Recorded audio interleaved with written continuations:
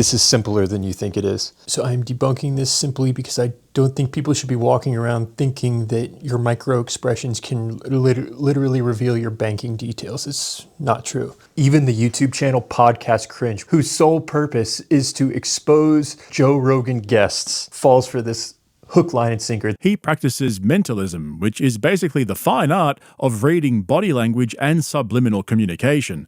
He'll ask you to think of a number and then ask you a bunch of questions about the number while looking for visual cues or changes in your body language when saying certain words to ascertain the exact number you were thinking of in the first place. That's not what he's doing here. This is illusion, and logic is the antidote to illusion. He plants the idea of, I could do this if you made up a random 4-digit number. If I told you right now to make up a random number, I'd say, get out your calculator. I'd love that. And you add it up and you do a random number. But he's not going to allow him to do that because he can't actually do that. You know, screw calculator. I want it to be spontaneous. Would your wife know your ATM PIN code? No? That would be spontaneous. What you're doing now is not spontaneous. Saying, I want it to be spontaneous, we now have it planted in our minds that this is more spontaneous than a random 4-digit code. But logically, it's the opposite. Lie to me. Do not tell me your real ATM PIN code. Okay. Obviously, unless you want to. Make up a fake 4-digit number off the top of your head, what feels to you utterly spontaneous. He even allows Joe to select a random 4-digit number, but he doesn't engage with that number at all. He's doing that to solidify that as the frame, as though he can do that if he wanted to. He has to go for the PIN number. That's a data point. Why? Because there's a reason for that. 2020. 2020, okay. So you ask me, how do I do what I do? I'm going to write down 2020. Okay. I would tell you right off the jump for me that means that your first number, you don't have to say anything yet. I wrote 2020 is smaller. That's what most people do when they're rushed. If I had given you 5 minutes, you would have done this different. All of this is just window dressing. No, I wouldn't have. No, you would have. Why would I have? Because you would have thought about it and then people go down a different path. Nope. No? I got a hit, which means it's a 0 or 1. I think the first number of your code's a 1, isn't it? Your real PIN code. 15 minutes later, Joe even goes, I have another PIN code. People don't know what a mentalist is. You go on the street, 100 people, how many people are going to say yeah? I have a second ATM card. Can you do this again with that one? He's not prepared for that. He's not going to do that. If he could, he would. Leave that for the end, huh? You want to try it again? Not yet. No, I don't like to do the same thing. I got to do better stuff. I want to see it again, though. I want to see if you could do it again. All right, before we go. But it never happens. But we heard the words, so we feel like it happened. Your logo, sealed. Right. This is your future. Here's what I want to do. You said 50-50, coin flip. Okay. And I brought one. He provided the coin. This is not a random coin. It's a coin flip. It's not a trick. Okay. A magician's coin has raised edges, which allows you to feel it and know is it heads or tails, and then adjust with sleight of hand at the last moment to create the outcome that you want. Tails? I always go tails never fails. What do we get, Joe? You're 0 for 3. Ask yourself this question. Why does he need to get up and come over the table? I'm coming over. Okay. He justifies this by claiming he needs to cut the envelope open. Why? Why do you need to cut it? Because he needs to get over there to the paper. Now watch closely here. Look inside. Okay.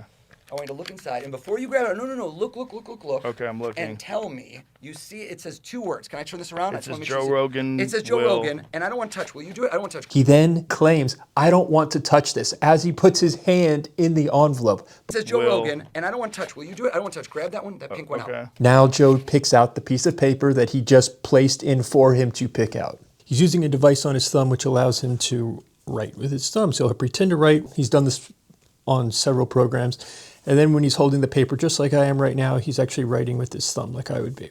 And a fight that he won.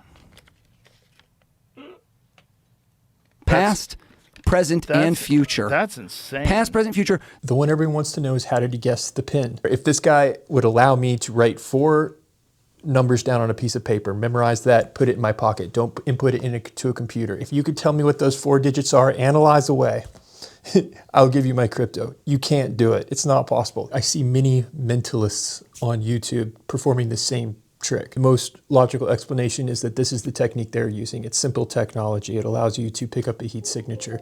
Mark Robert did a video on it. In this video to show you how to protect yourself from a brand new and really easy way for a bad guy to steal your ATM PIN code with an iPhone. It's accessible to everyone.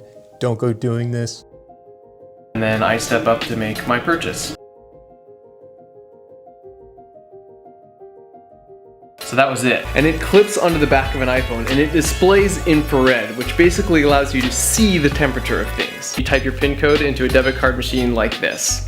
And as you can see, in this case, the PIN code was 12345. Well, how did he do it on Joe Rogan? One thing I'm certain of is that Oz Pearlman works with a wire gang, is what pickpockets call them, an assistant, a field researcher. He has someone working with him often. I would ask Joe, did anyone deliver a package to your house, Uber Eats? Usually people use the same gas station multiple times in a month. That's probably the most likely, is that they waited for him to get gas. He goes up to the pump, you go up after him, you have the PIN. From over here, I could use a camera and just watch someone input a key code 100 feet away, 200 feet away, 300 feet away. I can't know for sure which of these techniques he used, but I can tell you one thing. He knew that PIN number sitting down with Joe. Is this immoral? Well, did he steal anything?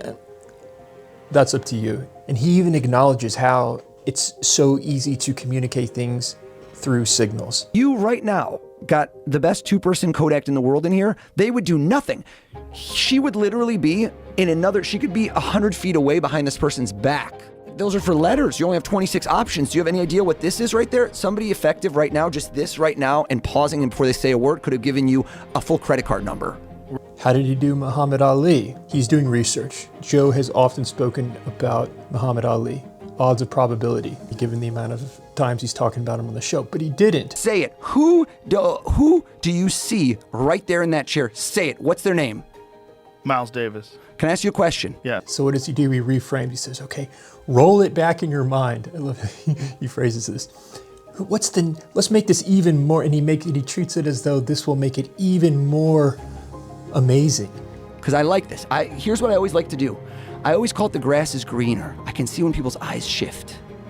When they have one person and they're like, I want that person, but that's the front of their mind. I can always get in the front. But for this to be a legendary ending, who is in the back? Who is the person you thought of before Miles Davis? Tell us. Muhammad Ali. Muhammad Ali, right? Yeah. That's what I love. The gold standard. The reason you're going to talk about this for years. Claire, there are parts of this, I don't know how he does everything that he does at all. It is impressive, nonetheless. Don't get me wrong. The true illusion is the explanation that he offers. I understand that.